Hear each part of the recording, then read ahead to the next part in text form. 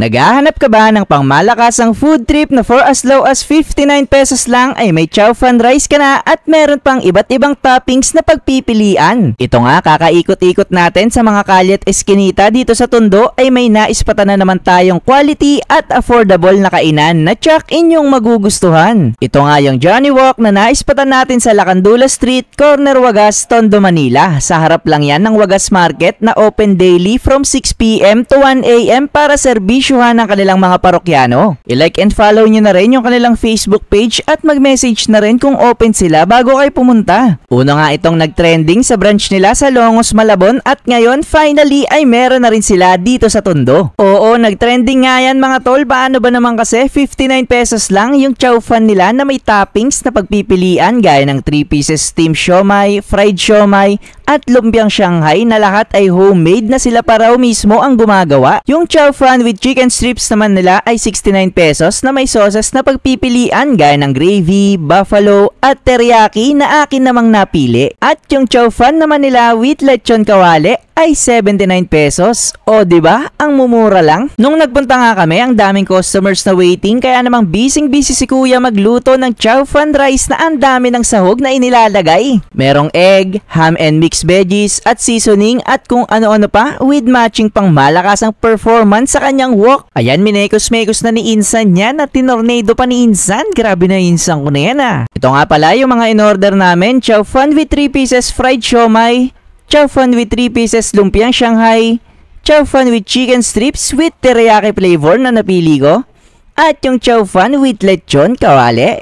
Tara, kain na mga tol! Yon, nandito nga tayo mga tol sa Johnny Wok at try natin yung mga fried rice nila na may toppings, you know. Grabe. Try natin yung chicken strip na teriyaki. Try. First bite. Cheers!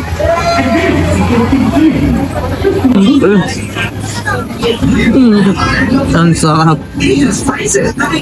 Ito pa. Sarap ng teriyaki sauce. Try naman natin yung kanilang fried siomai. Ayan o. Panatan na natin yan. Cheers!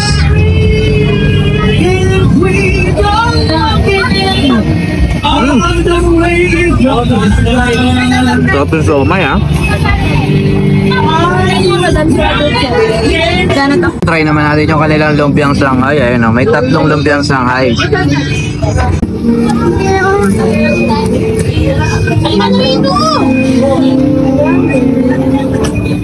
Sarap din ang lumpia ha.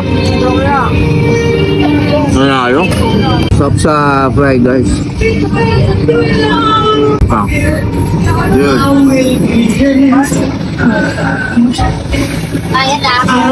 Panalo to. Try naman natin yung kanilang lechon toppings, no? Sarap na ito. Sarap na ito.